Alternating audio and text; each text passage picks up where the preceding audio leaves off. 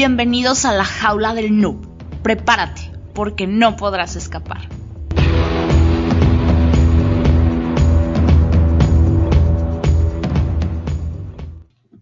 Hola, ¿qué tal? Bienvenidos a la jaula del noob, edición de entrevistas.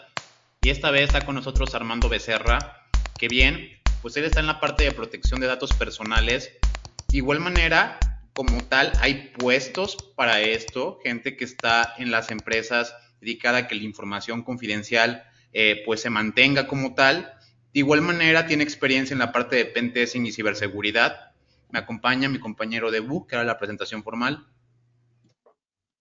Hola, ¿qué tal? Soy de Buxec y el día de hoy tenemos de invitado especial a Armando Becerra, que es vicepresidente de protección de datos, es ingeniero en telemática y maestro en Derecho de las Tecnologías de la Información y Comunicación. Fue director de seguridad de datos en el INAI y ha impartido materias en seguridad de la información y ciberseguridad en distintas instituciones.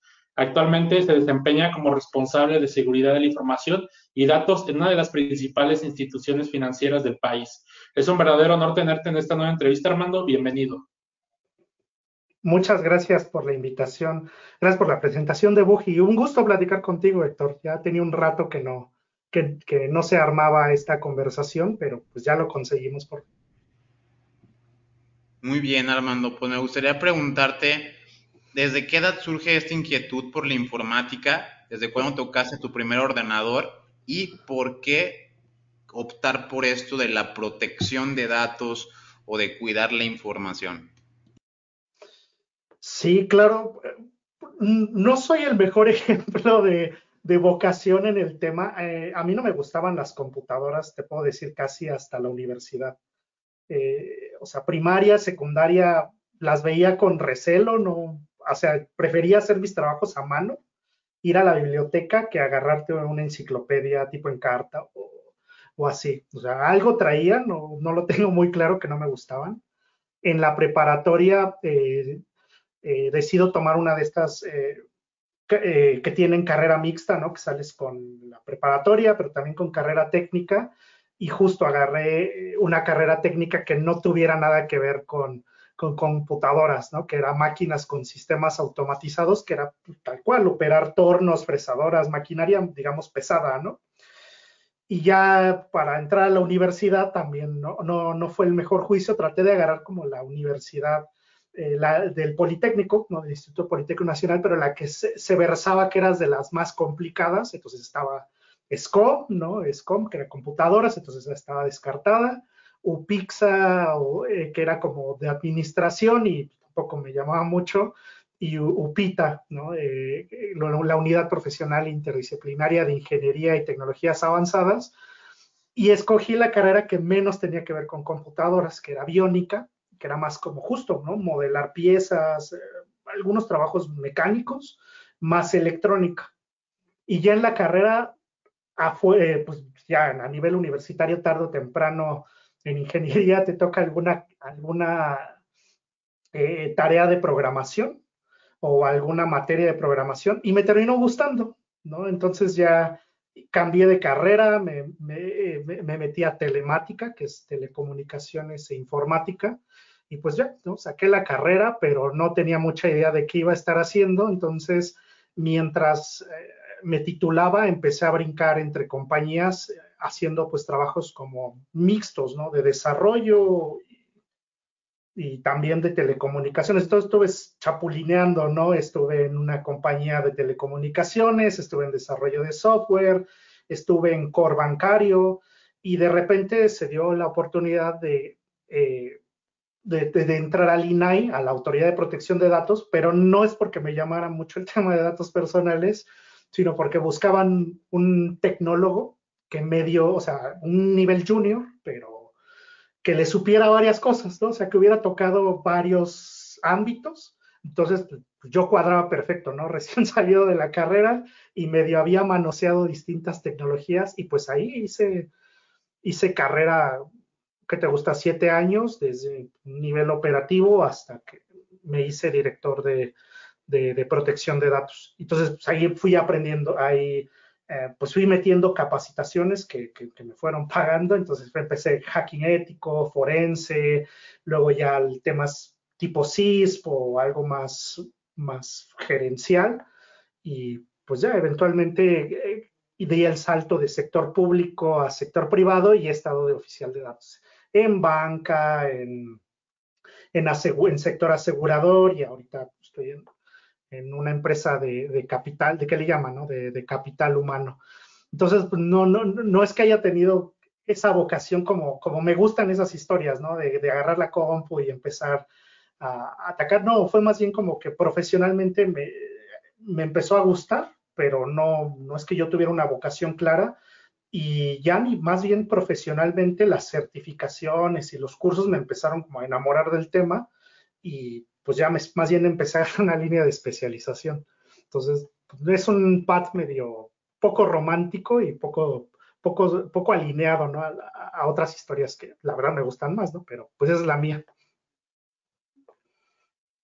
Sacando el tema de seguridad de datos, que es extenso, ¿qué recomendaciones le darías a la gente que no está muy adentrada en el mundillo de la informática para que proteja sus datos personales? Híjole, es todo un tema. La protección de datos tiene dos líneas, ¿no? Tal cual lo que conocemos en español, porque a veces se pierden temas en las traducciones, ¿no? La protección de datos es la responsabilidad que tienen las empresas o el gobierno de cuidar los datos personales que entregamos los titulares, ¿no? Entonces, ellos tienen esa obligación de cuidar los datos que nosotros entregamos para procesos, productos, finalidades, ¿no? O sea, si voy a pedir una pizza, pues estoy entregando mis datos personales. Entonces, ellos tienen, las empresas tienen esa obligación para prestarnos un servicio.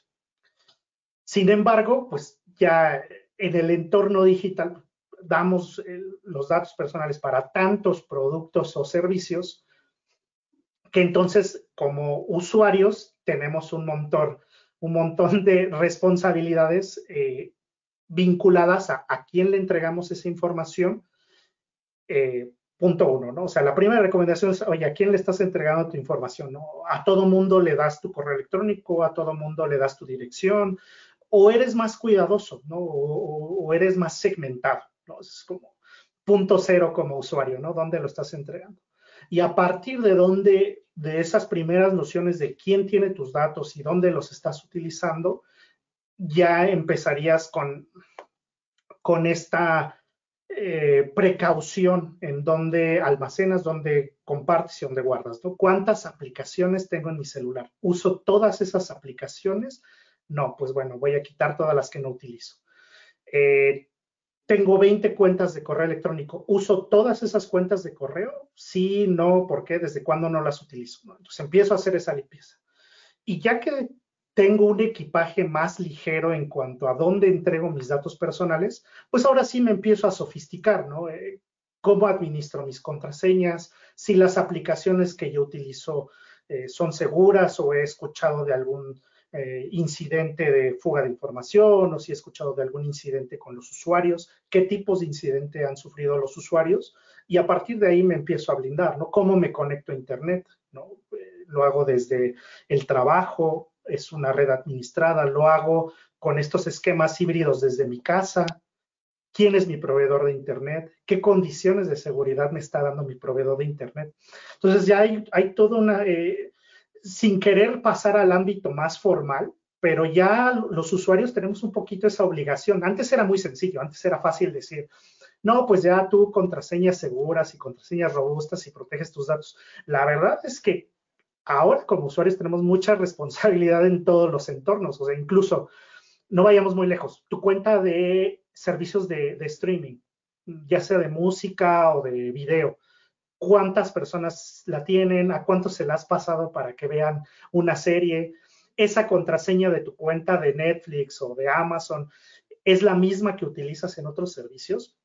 Ya se dan incidentes que antes atribuíamos al hacker o al atacante ruso. No, ya hay ataques que te hacen tus amigos, entre comillas, porque tienen tus contraseñas, tienen tus credenciales, o les es muy fácil deducirlas, ¿no? Entonces, esas serían como mis recomendaciones caseras, ¿no? Que ya no es tan fácil como tener una contraseña robusta, sino tenemos que hacer nuestro inventario personal. ¿Quién tiene nuestros datos? ¿A quién lo entregamos? Hay herramientas que te facilitan la tarea, pero ya no es tan fácil como salir chabacanamente y, órale, con una contraseña robusta y un administrador de contraseñas, no. La verdad, ya los usuarios tenemos mayor responsabilidad y perdón la expresión, pero tenemos que apechugar, ¿no? Porque si no, no hay manera de cuidar nuestro entorno y entonces pues ya eh, sufrimos los ataques y no sabemos de dónde fue. El ejemplo más claro y seguro va a salir en la conversación, los incidentes vinculados a cuentas bancarias vulneradas. No siempre el usuario desde su cachucha pues piensa en las aplicaciones vulneradas o piensa en que su celular fue hackeado. A lo mejor más bien el escenario fue que usó la red del aeropuerto y no se conectó al punto de acceso adecuado. Tal vez es el tema del doble factor de autenticación, donde alguien le haya clonado la SIM, donde alguien tenga acceso a su correo electrónico principal, alguien que solo esté utilizando el token, no necesariamente vulnerando el sistema biométrico. Entonces, no se puede, o sea, uno como usuario que no tiene estas precauciones, pues lo primero que hace es culpar al servicio. Pero a lo mejor hay un montón de elementos que no están asegurados en tu entorno y que a lo mejor por ahí comenzó el problema. Pero bueno, eso es como, ya me extendí un poco porque ya la lista de recomendaciones cada vez se hace más larga, pero creo que eso es bueno para empezar. No te preocupes, ahora sí que son las de ley. En el tema de la awareness, pues nunca acabas. O sea, el tema de hacer conciencia, de toda la prevención es muy, muy grande y la verdad nunca vamos a acabar porque pues de alguna manera, si está habiendo un daño, si está habiendo brechas, pues es porque todavía sigue habiendo gente, incluso gente que ya debería estar capacitada o que ya está capacitada, todavía no tiene como pues la preparación, digamos, correcta para poder llevar a cabo esas medidas de seguridad, ¿no? Porque incluso pues gente dentro de las empresas y así. ¿Cuál es cuáles han sido tus, ya cambiando como de tema, ahora quiero irme más como acá es la jaula del Dub, entonces, ¿alguna vez dentro de tu trayectoria que pues ahora ya estás en la guardia, ya sabes como todas estas medidas de prevención, de cómo no caer, cómo las estafas, ¿alguna vez caíste? ¿Alguna vez te tocó estar del lado del noob? Sí, claro. No, eh, no hay cómo escapar. Quien diga que nunca ha caído vergonzosamente y no quiere contárnoslo, ¿no? O sea, por ahí una vez alguien me dijo, no, es que si nadie te cuenta en este tipo de incidentes que son tan comunes es porque ya cayó y le da muchísima pena platicar. Entonces, sí, estoy tratando de acordarme de alguna en particular, pero, o sea, justo les platicaba, ¿no? Que yo no era como muy fan de las computadoras en un inicio, pues estudiando la carrera par de veces, o sea, no una vez, sino al menos dos veces sí eché a perder mi computadora por darle clic al link, que no debía, o sea, pero de verdad así de sí, le doy clic y lo descargo y voy a instalar este jueguito, sí, y planchando toda mi computadora y dejándola inservible y llevándola al técnico, o sea, al menos dos veces, ¿no?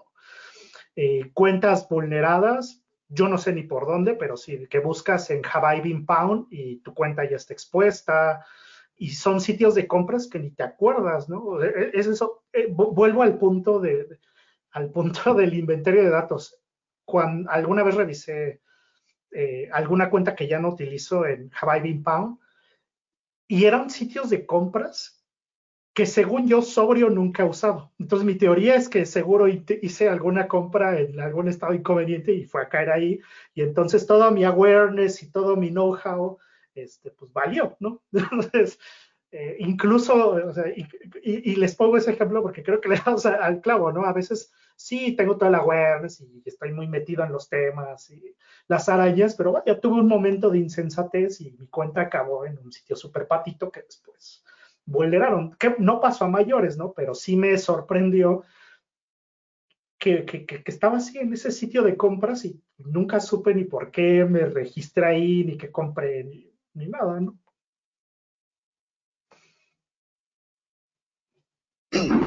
¿Qué tal, querido hermano? Un placer. ¿Qué tal? Buenísimo. Mira, a mí se me ocurren varias cosas. Eh, ya sabemos que hay conciencia, las empresas no, siempre redundamos en lo mismo. Y vos personalmente, cuando te toca hablar, realmente hablar con un cliente y explicarle la gravedad del asunto, que es tu información, minimizan, ¿no? Piensan que es una inversión, piensan que no es un activo, en realidad es un activo, es el activo más importante, ¿no? Una empresa no trabaja sin ello, ¿no? Pero personalmente, a vos, ¿cómo es tu experiencia en toda tu trayectoria, en tu carrera? Porque yo me imagino que te ha de haber tocado cada persona, individuo o individua, que realmente no es que no entiendan, yo creo que no quieren. Entonces, ahí es donde va mi pregunta. En tu trayectoria, seguramente has pasado por este contexto, ¿cómo has lidiado con ello? ¿De qué manera has podido transmitirle? Y te has dado cuenta que ha habido una evolución en el mensaje que vos querés darle, que decir, ahora sí me entiende. ¿Ha tenido que asustarlo de repente o ha sido cosa que ha pasado, digamos, por inercia, digamos, no sé, una empresa expuesta y demás? Porque ese es un tema delicado que es difícil explicarle, ¿no? Y ni siquiera hay que decirle técnicamente, simplemente no es chiste lo que subí, no es chiste esto, no es broma. Entonces, sé que existen metodologías, hay compliance, hay normas estándares, pero así en toda tu trayectoria, de las experiencias que has tenido, ¿cuál ha sido la más difícil? Híjole, creo que tocas un punto interesante. A mí directamente, te voy a ser muy franco, en los puestos ya con contacto con pues un cliente importante o un stakeholder grande, no me ha costado, no me ha costado transmitirles la preocupación en algún tema o en algún sistema, porque justo los roles de oficial de datos son muy nuevos y, y pasa algo curioso, o sea, contrastado contra la historia de la seguridad de la información. Como ustedes lo saben, la seguridad de la información empezó jalando los problemas de seguridad que identificaban las áreas de sistemas. Los roles de oficial de datos, del lado contrario, surgen de una presión regulatoria. Entonces, las empresas tienen cierta, les digo, no quiero generalizar, pero al menos empresas medianas, grandes y transnacionales sienten pues un poco la bota en el cuello por parte de la regulación, incluso en los países que se podrían considerar que no son tan exigentes, pero justo para tener tratos con otros países, pensando en Europa, con su reglamento europeo y las multotas que le están metiendo a Google, a Facebook, entonces sienten cierta presión en estos roles. Entonces, con este contexto, cuando yo entro a una organización y entonces, ejemplos inmediatos, ¿no? Oye, hay un SharePoint o un repositorio compartido que puede ver toda la compañía y fíjate que tiene nombre, dirección, teléfono, todos los datos personales de todos los asociados, sobre todas las personas, ¿no? Entonces, pues si eso llegas y se lo presentas a un board, a un cliente o a un stakeholder, te lo entiende de inmediato. Porque además por ahí está su nombre, ¿no? Por ahí están los datos de su familia o por ahí están, porque son sistemas comunes de las compañías, ¿no? Entonces entienden inmediatamente la urgencia de ciertos riesgos muy grandes, ¿no? Repositorios compartidos, servidores que son de cara a un cliente y que cualquiera puede accesar, o sea, sin la mayor, ¿cómo se llama? Sin el mayor ataque, sin la mayor complejidad técnica, los ven, ¿no? Entonces, digamos que generalmente cuando entras a una compañía y no ha tenido ningún trabajo en materia de protección de datos, pues es muy fácil llegar y encontrar SharePoints, en el tema de protección de datos también va mucho al mundo físico, o sea, es similar al dumpster diving, o sea, empiezas a caminar en las instalaciones y entonces encuentras, oye, fíjate que encontré esta bodega y tiene 15 años de contratos, por ponerte un ejemplo. Cuando llegas y le dices, oye, si alguien se queja porque tenemos un basurero de contratos que alguien puede llevarse y utilizar mal, lo entienden muy rápido, ¿no? Y cuando ya son problemas más complejos, antes de llegar con un CVE o una vulnerabilidad, las habilidades de comunicación importan mucho. Entonces, si puedes desarrollar una demo técnica sencilla, no sé, por ejemplo, un SharePoint con me quedo en el ejemplo de SharePoint, pero por ejemplo ahí se pueden hacer muchas demos técnicas cuando tienen cierto control de acceso muy débil. Pues rápido te sacas algún demo, un video donde muestres que tú puedes hacer las cosas y puedes, o sea, un demo de 30 segundos donde rápido muestres que el sistema es vulnerable, que hay acceso a datos sensibles, que la comunicación no es cifrada, que puedes ver en texto claro cosas que no deberías ver o que tienes acceso a información que no deberías, rápido pone a los stakeholders en alerta.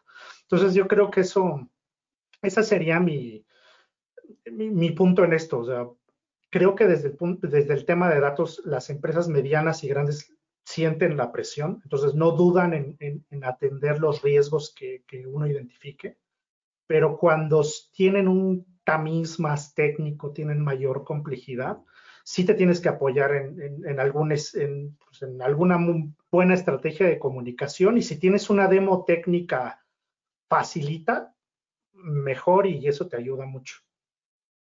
La verdad no me ha sido complicado comunicar un problema a nadie. Tal vez más adelante, pero ahorita la verdad no. Bien, a mí me gustaría pasar un poco a lo que viene siendo la Ley de Protección de Datos Personales.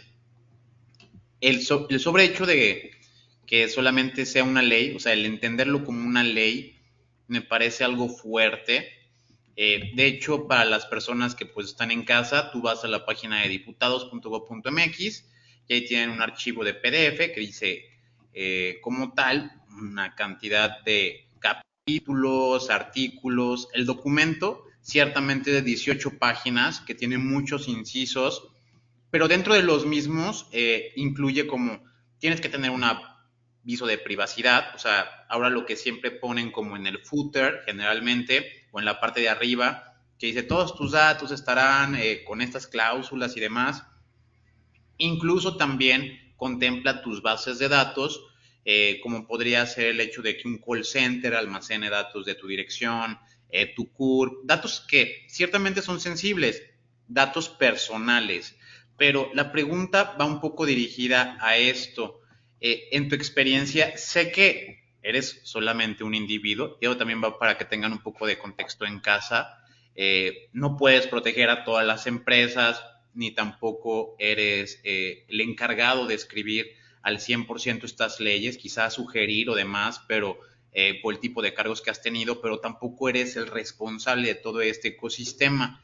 ¿Cómo ves que de la ley, o sea, porque la ley se ve muy robusta, muy bien hecha y sustentada, a lo que ves en el día a día? Porque yo podría decir que a mi página le pongo el acuerdo de privacidad y después de eso, pues no tengo nada, ¿no? O sea, una bendición, le echo agua bendita al servidor, pero realmente ni firewall ni nada de protección que impida que se roben la base de datos. ¿Cómo ves el contraste de la ley con respecto a las prácticas que se ven hoy en día en el gobierno? Híjole, y hablo para sector público y sector privado. Como dices, o sea, del lado del documento de la ley, la verdad sí es muy robusta. De hecho, México coordinó y lideró los esfuerzos para generar de hecho lo pueden buscar así, estándares iberoamericanos de protección de datos, y es una ley modelo que los países hispanohablantes utilizan o están utilizando para las actualizaciones de sus propias leyes. Y pues mucho está basado en cómo quedó la ley mexicana, porque además la ley mexicana obviamente tiene sus áreas de mejora, pero tiene algunos puntos muy interesantes porque jala cosas de la normativa europea, digamos de la escuela europea, de GDPR, pero pues al final tenemos un vecino comercial importante que es Estados Unidos, y ahí el tema de protección de datos es más comercial, o sea, desde el punto de vista europeo, coincide mucho con el ámbito latinoamericano. La protección de datos es un elemento que ayuda a proteger el derecho humano a la privacidad. O sea, pues, porque ellos vivieron la Segunda Guerra Mundial y un montón de historias interesantes por ahí derivadas de que la etnicidad, la pertenencia a un grupo, pues los metía en problemas con el régimen nazi, ¿no? Entonces, traen toda una historia del por qué para ellos es tan natural ver la protección de datos, esta responsabilidad corporativa, como un aliado para la protección del derecho humano a la privacidad. Y en Estados Unidos, pues es un tema comercial, incluso la Autoridad de Protección de Datos, digamos, general, no tienen una ley general, pero como entidad es la FTC, o sea, una autoridad de comercio es la que se encarga de regular los temas de protección de datos contra Facebook, Google y otras compañías. Entonces, dicho lo anterior, pues la ley mexicana mezcla muy bien elementos de ambos cuerpos y generan este estándar iberoamericano. Entonces, les cuento todo esto porque luego criticamos duramente, decimos, no tenemos leyes o no tenemos suficiente. No, a veces México hace bien el cuerpo técnico de las leyes y más cuando son generadas por las autoridades. O sea, esta ley tiene mucho de trabajo técnico de la misma autoridad en la materia. Entonces, pues eso ayuda, ¿no? En ese ámbito. Ahora sí, en el tema operativo pasa un poco, no que estemos desvalidos, sino que ya las empresas han madurado, pero justo empiezan al revés, ¿no? Dicen, a ver, ¿qué es lo que ve el cliente? No, pues que el aviso de privacidad. Entonces, todas las páginas tienen aviso de privacidad, todas las recepciones de los edificios donde llegas y te registras tienen aviso de privacidad, pero el andamiaje detrás está mal. Creo que ese sería el principal problema. ¿Y en qué puede estar mal?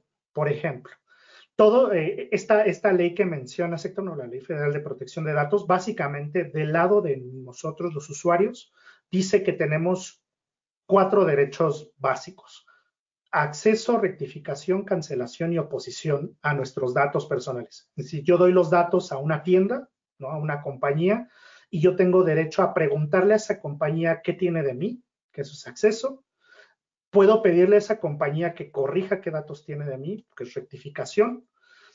Puedo pedir que puedo pedir la cancelación de mis datos, o sea, que si ya no hay un vínculo entre la empresa y yo, los elimine de forma definitiva.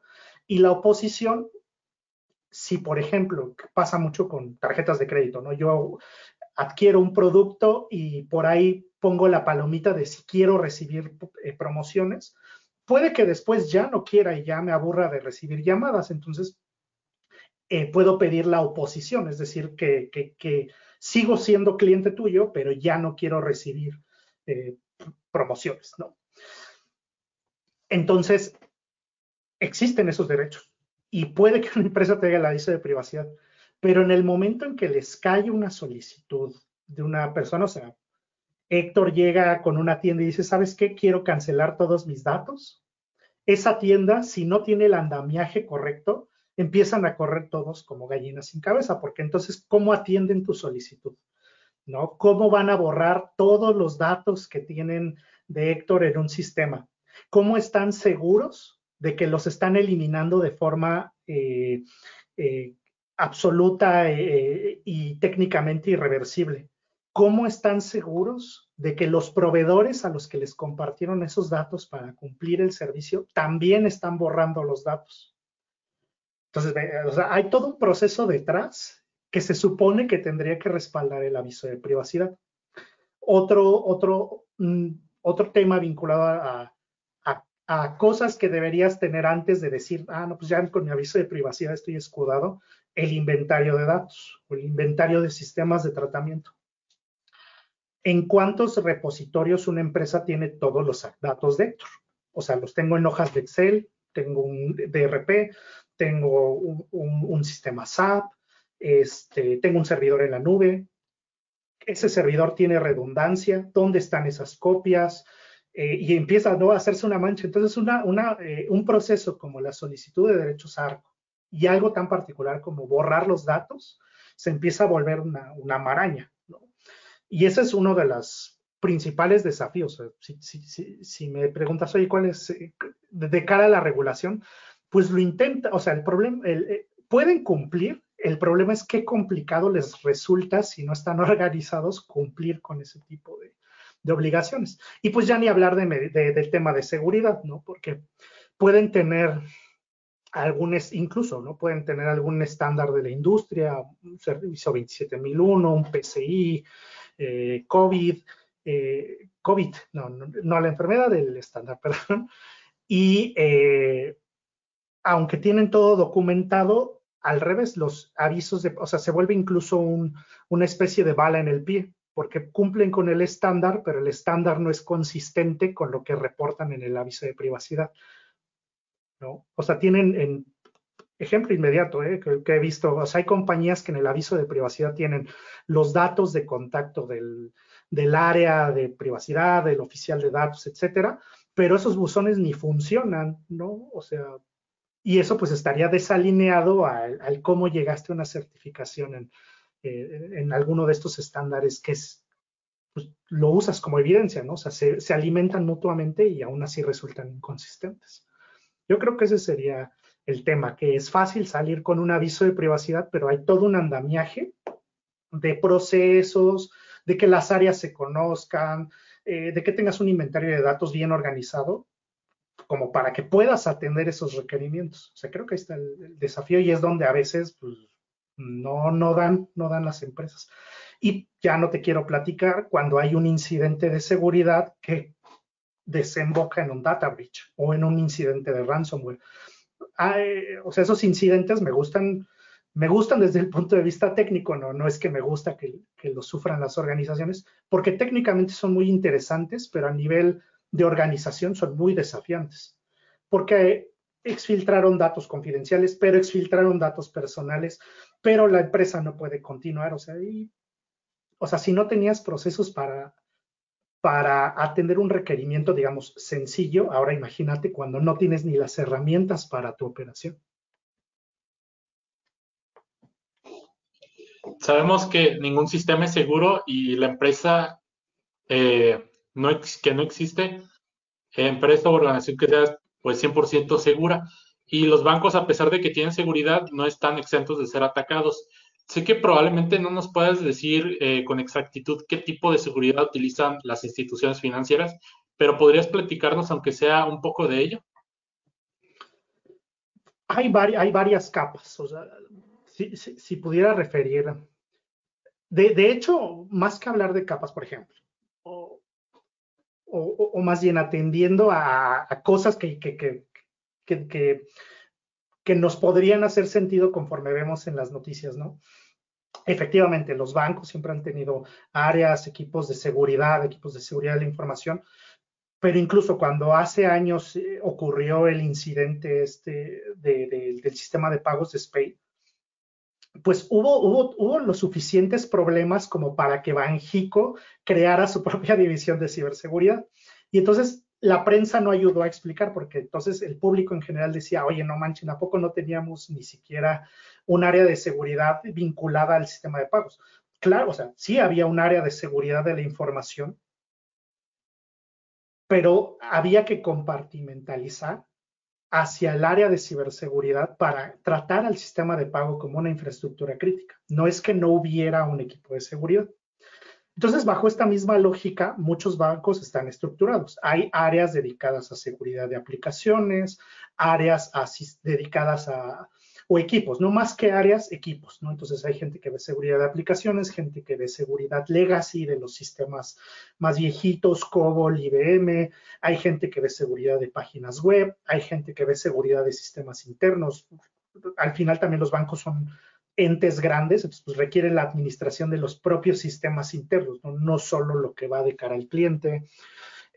Hay equipos de seguridad que ven las conexiones a los sistemas de pago, ¿no? A SPEI o SPID, que es para transferencias en dólares. Hay áreas dedicadas a cumplimiento, ¿no? O sea, directamente a buscar posibles áreas de oportunidad regulatorias y que se vean reflejadas en controles de seguridad. Entonces, si en un tipo de institución se ven muy claramente todos los dominios de seguridad de la información, sería en el banco. Y casi desconozco a nivel fintech, pero en un banco tradicional sí te puedo decir que pueden existir N cantidad de equipos para cada una de esas necesidades de un banco.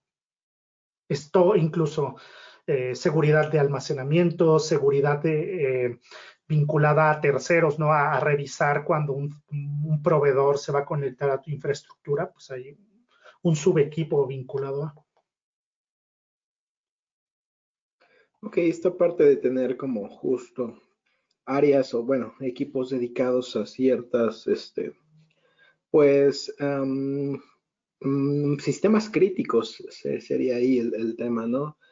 Pues es muy importante por el tema de la comunicación, ¿no? De repente, por las cuestiones administrativas, de repente la cadena para resolver o atender una situación resulta ser complicada.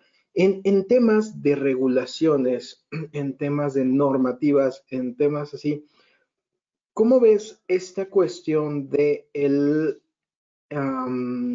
digamos, la manera de gestionar el cómo se resuelven las posibles brechas, los posibles impactos a una empresa? ¿Cómo lo ves en cuanto a la práctica? Porque pues, nos hemos topado de repente con algunas pues, normativas que impiden como un correcto flujo de cómo incluso remediar de repente, ¿no? Por ejemplo, una brecha de seguridad. ¿Tú cómo ves esta parte o cómo más o menos ahí es tu pensar acerca de ello?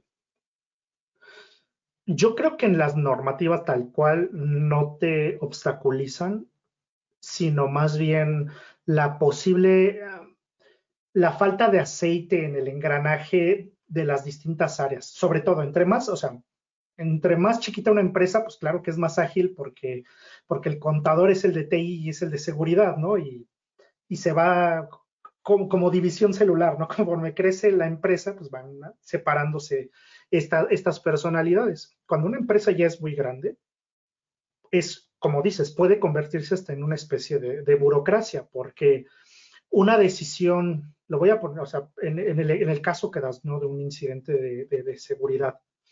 Un incidente de seguridad ya no solo implica atender la herida sangrante, ¿no? Implica pedir dinero, ¿no? Y que alguien te autorice ese dinero para mitigar el incidente. Implica comunicar a los afectados. Entonces tú no lo puedes hacer directamente. Tienes que ir con un área de comunicación social para que lo haga en la forma más adecuada y haga un comunicado en Twitter o haga un TikTok o la forma correcta. O sea, tú ya no lo puedes gestionar directamente. Tienes que en algunos casos, pues coordinarte si es un banco, pues con la CNBB.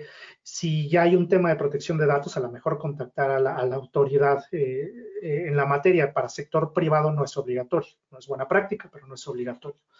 Entonces no lo puedes hacer directamente tú. O sea, digamos, me pongo la cachucha del CISO o del encargado de seguridad de la información, ¿no? Entonces ahí tampoco puede ir y contactar directamente a la autoridad. Tiene que hacerlo a través de relaciones públicas. Tiene que prevenir que los usuarios internos dejen de utilizar cierta tecnología o que sepan que cierto servicio va a estar abajo un rato. Pues no lo puedes hacer directamente tú en un correo, tienes que ir con comunicación interna. Entonces, como ves, en ese Lego, tú ya no eres el dueño de muchas de las decisiones. Entonces, lo que aquí yo recomendaría es que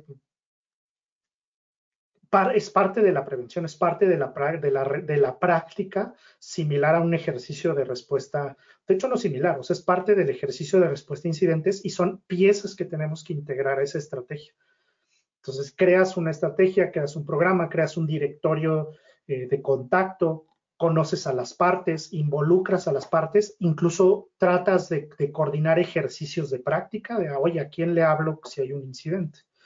Y practicar para que cuando ocurre el incidente real, pues sea lo más, como te digo, como aceitar un engranaje, lo más ágil posible, porque al final las partes no te las puedes saltar. Si tú necesitas dinero para contratar un equipo de pentest, si tú no tienes tu propia bolsita de dinero, forzosamente tienes que ir con el de financiero y explicarle que se está quemando el edificio, ¿no? Y si no tienes una buena relación, si no hay un, o sea, y trato de hablar de procesos porque también la realidad operativa es que a veces somos humanos, a veces nos caen gordas las personas. Y aunque esté en juego una operación, esté en juego la continuidad de una empresa, estén en juego empleos, a veces ni siquiera rencillas, o sea, esa falta de simpatía puede volver más tortuoso una respuesta a un incidente. Entonces, ¿cómo respondes con eso? Con un proceso.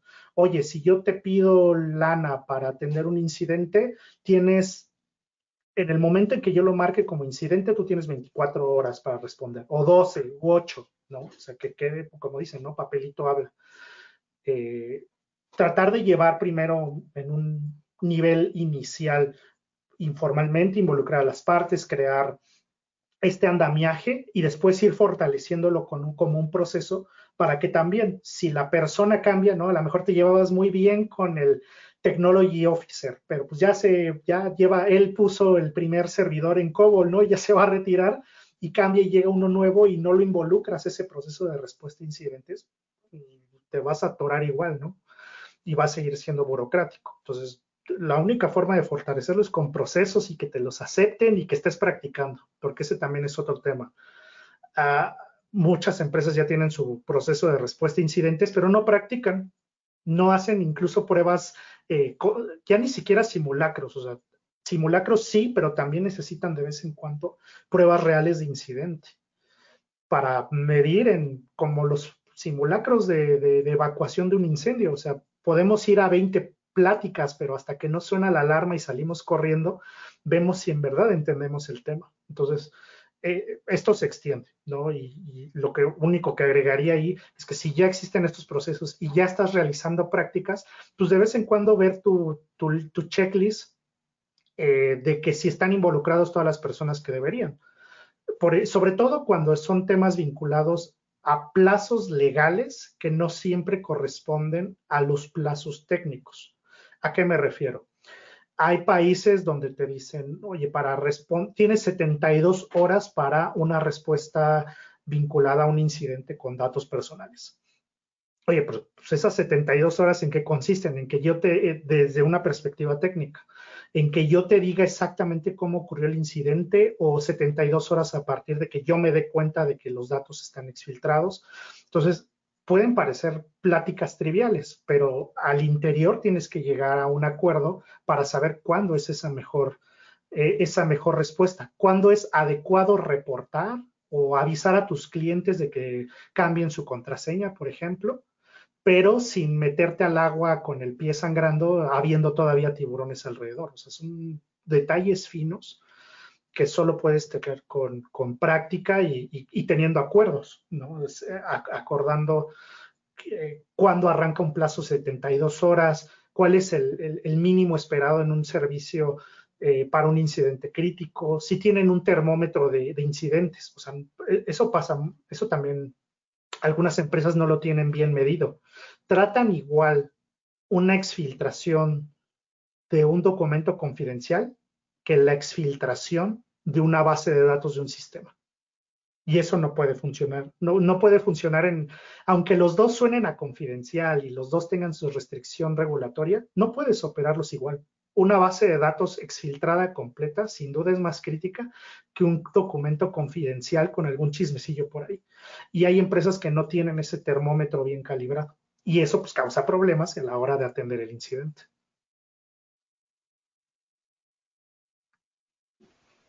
La verdad que así, ¿no? Es un tema amplio, ¿no? De desmenuzar, ¿no? Hay mucha tela que cortar ahí. Perdón. Cambiando un poquito de tema. Yo tengo entendido que directamente, mira, IoT. La otra vez leí un artículo sobre cómo está el panorama del espectro en México, ¿no es cierto? Porque ahorita ya es un tema ya de radiofrecuencia y demás, ¿no? La banda que están utilizando, el 5G, bla, bla, bla. Pero ahora que estoy viendo empresas que se están, porque el IoT como tal, Internet de las Cosas, la mayoría de las personas lo entienden como tener solamente un sistema de una Alexa, un Home, qué sé yo, ¿no?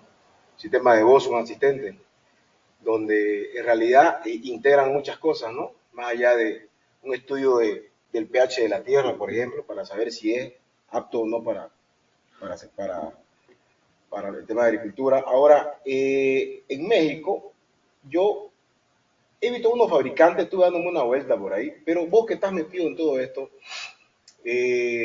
más allá de lo que es la ciberseguridad como tal, el IoT, ¿cómo es el panorama ahorita del Internet de las Cosas en México?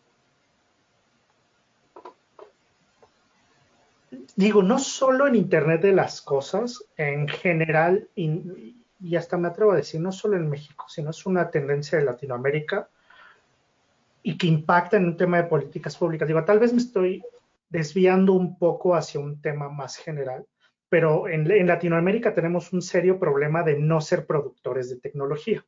Y esto incluye IoT, desarrollo de software especializado, aplicaciones de toma de decisión que hoy en día ya catalogamos como inteligencia artificial, que no siempre lo son, pero bueno, no me quiero desviar tanto, ¿no?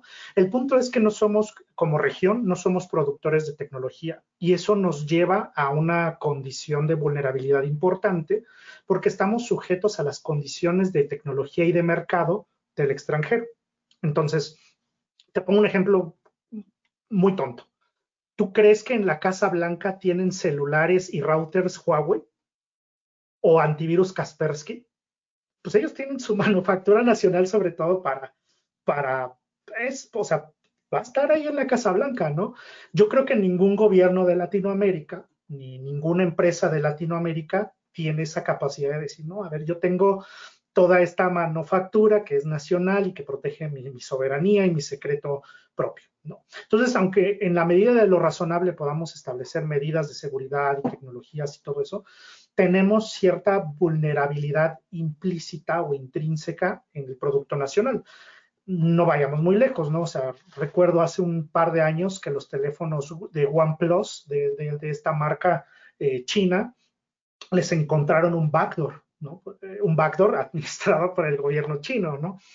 Entonces, tomo ese ejemplo porque la realidad es que en ninguna tecnología, ninguna tecnología que no sea propietaria del país, de algún país, pues va a estar susceptible de que el otro país establezca sus prioridades o sus principios o sus necesidades para vulnerarla, explotarla o utilizarla a su mayor conveniencia.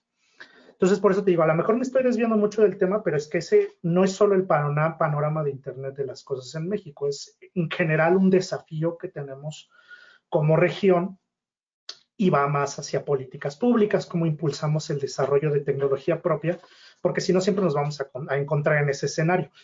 Y ese escenario pues impacta justo en otros temas, por ejemplo, no vayamos muy lejos, datos personales. ¿Qué garantías tengo de que yo puedo controlar o pedir o acceder a la información de mi dispositivo Alexa o mi asistente de voz de Google o mi asistente de voz de iPhone, de Siri, en su totalidad, ¿no? ¿Qué capacidad tienen las autoridades de cada país que no son Estados Unidos de ayudarme, de repelar en un posible tratamiento excesivo de datos personales? Entonces, por eso incluso de manera local en Estados Unidos o hacia Europa, pues se vuelven acciones colectivas, porque el usuario no lo tiene fácil. O sea, no lo tiene fácil y eso que tienen oficinas y clara representatividad en esos países. Ahora, un país que no produce esa tecnología, que tampoco puede hacer lobbying en las características y que solo es un consumidor, que es el caso de Latinoamérica, pues sí tenemos un problema de fondo. No digo que un problema de crisis global, pero pues está ahí, ¿no? O sea, el fabricante pone las condiciones en las que nosotros estamos consumiendo los productos y tenemos poca capacidad de decisión en cómo se administran los mismos, ¿no? O sea, y te digo, aplica un servidor de AWS, un Google Cloud, un servicio de Azure, salvo que seas un participante importante del mercado, en realidad controlas no controlas poco de las características fundamentales de ese desarrollo. Y eso se extiende a Internet de las cosas. Necesitamos fortalecer ese mercado. Te entiendo totalmente porque, por ejemplo, yo tengo proveedores justamente en Brasil y es correcto lo que decís. El otro día me estaba quejando de una simple bombilla, un foco de luz, te pide ya acceso a todo. Cada uno tiene sus marcas establecidas y demás, y no hay cómo controlarla. Pero sí hay maneras, ¿no?, de poder integrar ecosistemas distintos y demás. Pero es correcto, lamentablemente ahorita dependemos de fabricantes de afuera. Pero te comento algo, en Argentina estaban, bueno, en varios lugares, ¿no?, que no se, tal vez no llegan a producirlo en escala mayor, como una marca, pero sí hay representaciones, digamos. En Brasil, de hecho, hay una empresa como Cajón, que comenzó en Argentina, por ejemplo, y en lo que es Latinoamérica, y ellos empiezan a producir, es como Renault. Renault, por ejemplo, en auto, en carro, sabemos que son de Europa, pero por ejemplo en Colombia lo ensamblan. Claro, no es producto de los colombianos ni de los argentinos, pero se lo ensamblan. No, pero al final de cuentas, pero ya vienen con un software, con un sistema, y eso ya viene integrado, pues, ¿no? Por más que lo ensamblen, no es lo mismo ensamblarlo que fabricarlo. Te entiendo que todo eso. Y creo que mencionas un punto también súper importante, en particular en nuestra rama, la seguridad en los productos todavía no es una característica altamente pedida por el mercado. Entonces, todavía, o sea, en electrónica, o sea, una lavadora antes te explotaba, una televisión se le quemaban los bulbos, entonces hubo cierta presión tanto de los gobiernos como del consumidor, pues para que hubiera un estándar mínimo de calidad, ¿no? Que el producto te durara un rato mínimo, ¿no? O que no hubiera riesgos para la salud en el mismo. Entonces, pues ya todos los dispositivos electrónicos traen sus sellitos ahí de NICE, de la entidad de consumo europeo, no me acuerdo cuál otra de Estados Unidos, pero esos sellitos lo que te dicen, oye, puedo confiar medianamente en este producto. Y ese tipo de características del mercado no existen en materia de ciberseguridad o en materia de seguridad. Entonces, ¿qué termina pasando? Pues sí, o sea, a nivel electrónica, el monitor de bebé funciona adecuadamente, pero nadie certificó las condiciones de seguridad. ¿Qué pasó en el DEFCON de hace 3, 4 años? Hackers sacando mostrando que podía haber intercomunicación con el bebé, ¿no? O que podían espiar una casa a través de los monitores de bebé. Marcapasos, todas las certificaciones de salud, todas las certificaciones de calidad, pero ninguna certificación del protocolo de comunicación. ¿Qué sacaron? Pues los demos técnicos de que puedes ahí andar causando infartos, ¿no? Pero es eso, o sea, también hay un tema ahí de certificación del producto y pues naturalmente Internet de las cosas no es otra cosa que conectar los Zigbee, Sigfox, chunchitos a Internet. Ni por si acaso lo miraban, ¿no?, en los protocolos de comunicación que son el Zigbee, por ejemplo, el LoRaWAN, el Sigfox, etcétera. Y justamente eso es lo que acabas de decir, por ejemplo, los marcapasos y demás. Habían todas las certificaciones, pero el factor más importante, ¿no? Correcto. Sí, o sea, ahí falta presión del consumidor, o sea, para Internet de las cosas falta presión de nosotros los consumidores y presión del mercado, que el gobierno le vea algún beneficio por ahí a regular ese mercado para que entonces veamos calidad y empecemos a ver sellitos de certificación también en seguridad, o sea, otro sellito más en el producto, pero que ya está con el tiempo pues se vuelva común, o sea, que veas el sellito y, bueno, ya sé que no tiene contraseñas por defecto, ¿no? Ya sé que tiene un protocolo mínimo de comunicaciones cifradas. Ya sé que solo va a tratar los datos mínimos necesarios para darme el servicio, ¿no? Y pues hoy en día eso no existe.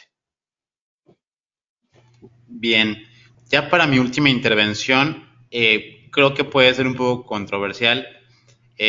Tiene que ver por ejemplo, ya sabemos que hackearon la base de datos del INE. Alguna vez le pregunté a una persona que tuvimos aquí en la jaula del Noob quién era el instituto que tiene que poner sanciones y me comentó que en este caso era el INAI como tal. En aquel entonces, luego ya supe, ya eso me dio un poco de satisfacción, pero tampoco, digamos, que me remedió el cómo pienso yo de esto. Me enteré que como tal el PRI o este partido político sí tuvo que pagar una multa porque como ellos fueron los culpables de que se filtrara esta base de datos, pues obviamente tienes que multarlos o hacerles algo, lo cual me parece algo correcto y algo interesante. Ahora, la pregunta creo que es más complicada que esto, solo lo puse como un dato de contexto, es ¿qué hago entonces ya si me hackean o filtran mi información o me cae un ransomware? O sea, ¿cómo lo veo? Como, yo creo que mucha gente en casa es, ya me jodí, o sea, ya me jodió, ya me cayó el ransomware, ya no puedo hacer nada, y ahora es el contraste de, ¿sí me ayuda la ley? O sea, desde un punto de vista muy neutral, quizá como cualquier tipo de ciudadano, en una posición de poder, pero es, sí me va a servir de algo ir a denunciar, ir a decir, oye, mira, me hackearon, se metieron a mi cuenta, esto vale la pena. Y ya por último, sé que es algo robusto lo que estoy pidiendo, pero es, bueno, ahora que ya fuiste director de una institución así o que estuviste en cierto cargo de la protección de datos, ¿cómo quedas como persona y qué le dirías a la gente común? Muchos aspiran toda su vida con tener este tipo de puestos. Entonces ¿tú crees que cuando ya estás en ese puesto puedes hacer algo significativo? Es decir, o sea, sí vale la pena llegar, tener estos puestos, puedes dejar una semillita que ayude a que mejore la protección de los datos, o uno en ese tipo de escala es un cero a la izquierda que nada más estás ahí jugando pero sin hacer nada significativo por tanta burocracia. ¿Qué nos podrías comentar? Hay dos líneas principales, ¿no? La primera ahora sí que hacia la ciudadanía, sí sirven estos mecanismos del INAI, pero hay que, no digo que conocer el flujo, pero sí actuar en el ejercicio de que tenemos un derecho a reclamar sobre los datos personales. Entonces, te pongo o sea, el ransomware, todo eso son los escenarios más complicados, sin duda, ¿no? Pero justo en los casos simples es donde puedes empezar a notar que puedes utilizar en cierta manera tus derechos. El ejemplo que daba, ¿no? De pido una tarjeta de crédito y entonces ya no quiero que me estén, o sea, quiero seguir siendo cliente del banco, pero ya no quiero que me estén llamando para ofrecerme promociones. Entonces, paso 1, los derechos se ejercen, en este caso, ante la institución bancaria, estos derechos ARCO que platicábamos al inicio. Entonces, hago mi solicitud, le digo, oye, banco, ya cancélame, ya no quiero que me estés llamando con temas publicitarios. Entonces, si el banco no te hace caso, ahí es donde el flujo se demerita, porque muchas veces el usuario tiene un problema y va directo con la autoridad, que sonaría lógico. Pero bueno, aquí el punto es, oye banco, tú eres el que me tiene que dar mi derecho de cancelación, ya no quiero que me llamen. Y te siguen llamando, o sea, tú ya lo pediste. Ya hay correos electrónicos, hay llamadas de que tú pediste eso. Y el banco no te pela, pues entonces vas con el INAI, y en el INAI ahora sí, haces una denuncia y dices, oye, el banco, ya le dije 20 veces, no me pela, no cumple mi derecho de cancelación de datos o de oposición, ya no quiero que tenga ningún datos. O rectificación, ya les corregí 1000 veces mi dirección y mi correo sigue llegando a mi antigua casa. O sea, por más que les digo, siguen sin corregir mi información. O sea, son varios ejemplos que sí se dan. Entonces vas con el INAI y el INAI va a iniciar un proceso, pues, primero de mediación, así como de, oigan, pues vamos a tratar de salir libremente, pero en ese proceso también el instituto podría arrancar un proceso de verificación, es decir, oye, pues, ¿por qué no estás cumpliendo con este tema de derechos ARCO?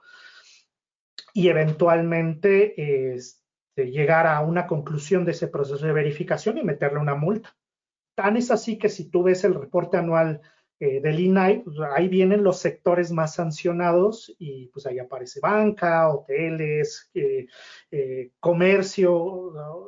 O sea, sí hay, y los montos de las multas, ¿no? Ya no te dicen puntualmente quién es el sancionado, pero ya los ves por sector.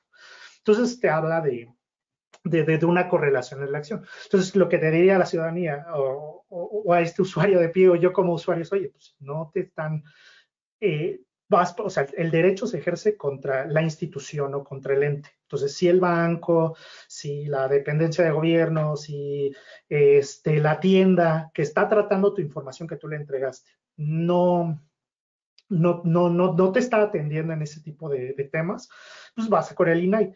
Mismo caso, también si tú detectas esas anomalías, por ejemplo, vas a una recepción y te piden datos para ingresar a un edificio y no tienen aviso de privacidad, pues tú podrías ir a denunciar al INAI y decir, oye, INAI, fui tal día a tal empresa, me registré y no había aviso de privacidad.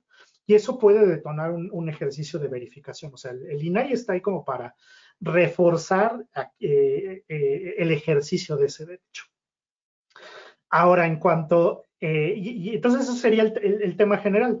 Y nos remite a lo que platicábamos al inicio de medidas de usuario. Si tú tienes más o menos control de a quién entregas tus datos, qué cuentas de correo estás utilizando, con quién compartes la información, con mucha certeza, con mucha certidumbre, tú puedes decir, a ver, yo le di a esta pizzería mi dirección y justo a los 2 días de que pedí una pizza me han estado llegando promociones o llamadas que antes no me llegaban.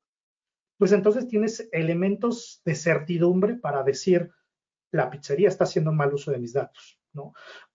O te puedes dar cuenta incidentalmente, o sea, estos reportes de Have I Been Found o los incidentes de fuga de datos que se vuelven mediáticos pueden ser un elemento para el titular, o sea, para nosotros los ciudadanos decir, oye, a ver, yo tengo cuenta en tal banco o yo tengo una tarjeta de cliente de tal tienda y ahora resulta que los vulneraron y que se expuso la base de datos y a mí ni me contactaron, me enteré por el periódico. Ah, pues voy y me quejo ante el INAI porque hay una posible afectación, ¿no?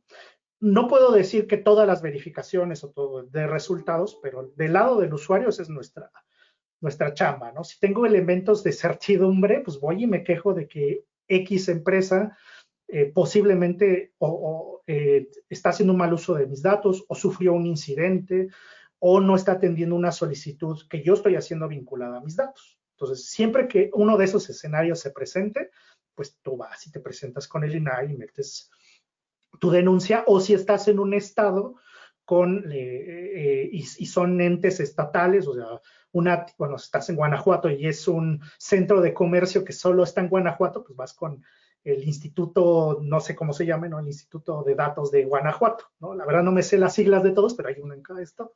Entonces ahí vas y presentas tu queja, ¿no? Si son entes nacionales o empresas muy grandes, pues sí vas directo con el INAI. Y ya de la parte del desarrollo profesional y del servicio de carrera, es muy...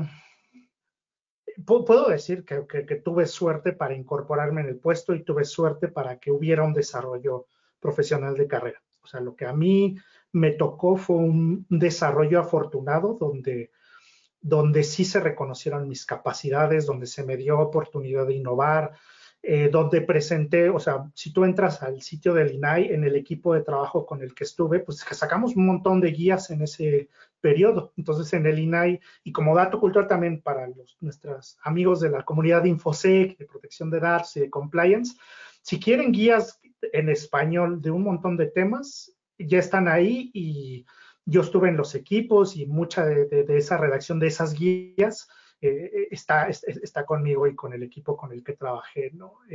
Guías de respuesta a incidentes en temas de datos, guía de borrado seguro, guía del sistema de gestión de seguridad de datos. Entonces, muchos de los documentos son ligeramente técnicos, pero bueno, para las empresas, para la implementación, funcionan bien. Entonces, te puedo decir que de mi lado, pues sí tengo cierto orgullo, respeto a la institución, cariño, me atrevería a decir, ¿no? Cariño a la institución, pero ese fue mi desarrollo de carrera y no dejamos de estar en México y no dejamos de estar en Latinoamérica y no puedo no argumentar que es un caso sui generis y ejemplar, que el desarrollo profesional de carrera está descuidado en la administración pública de México y de Latinoamérica y que no siempre existe la meritocracia y que, pues, por lo tanto, el desarrollo que yo tuve no va a haber una receta, no va a haber una fórmula donde el trabajo, donde el desarrollo, donde la capacidad se refleje.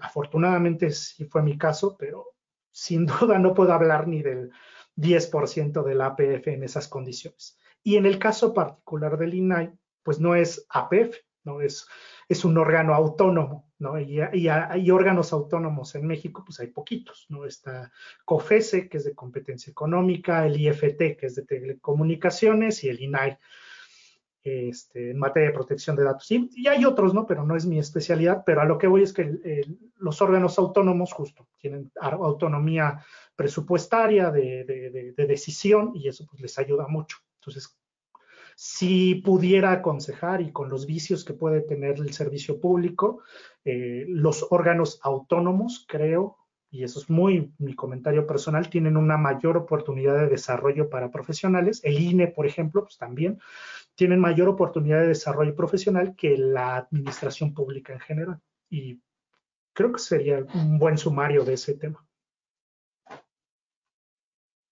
En verdad, ha sido una entrevista demasiado interesante, Armando. Muchísimas gracias por tu tiempo y por tus respuestas. No, gracias a ustedes. Estuvo buena la charla. La verdad que sí, querido hermano. La verdad que sí. Siempre es lindo, de alguna manera, escuchar opiniones de distintas. En realidad, siempre hablamos de lo mismo, ciberseguridad y demás, pero son diferentes ramas, ¿no? Que es súper amplio, ¿no? Era sin querer, me estaba mencionando un montón que la seguridad tiene que haber en todos los aspectos, no solamente en información, en muchos aspectos, ¿no? Como tal. Y ya para terminar, para concluir conmigo, ¿cómo son los días de Armando? ¿Qué hace Armando en su rato libre? ¿Cómo se divierte? ¿O solamente habla de ciberseguridad y charla? ¿O le gusta tomarse una cerveza, relajarse, ir a compartir con los amigos?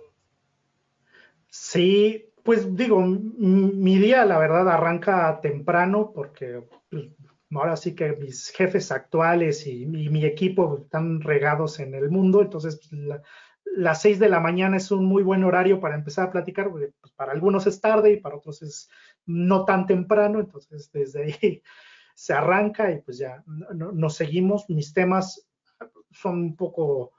No me aburro, ¿no? A veces sí es ciberseguridad neta, a veces administración de plataformas, a veces es más compliance, más documental, más hacer políticas internas, participar en foros como ahorita, en este tipo de pláticas, pues también para awareness y todo ayuda mucho.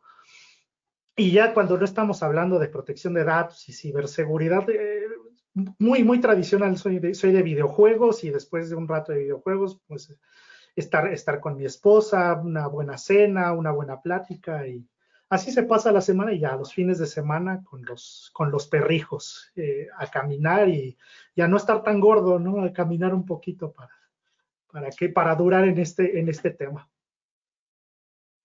Pues muchas gracias, Armando, sin duda ha sido toda una cátedra en la parte de protección de datos personales, así que ya lo saben en casa. Creo que un buen tip que nos has dejado es, si hay institutos, yo siempre lo he mencionado, o sea, no te sientas como que ya valió o que ya perdiste, en el caso sobre todo del mal uso de tus datos, o que por ahí te estén molestando o estén haciendo spam o abuso de marketing, sí podrías llegar a presentar una denuncia con el INAI para evitar que pues esto te afecte. Pues muchas gracias a todos. Esto fue La Jaula del Noob.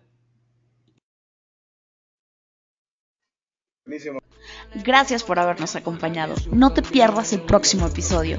Recuerda darle like, suscribirte y compartir. Esto fue La Jaula del Noob.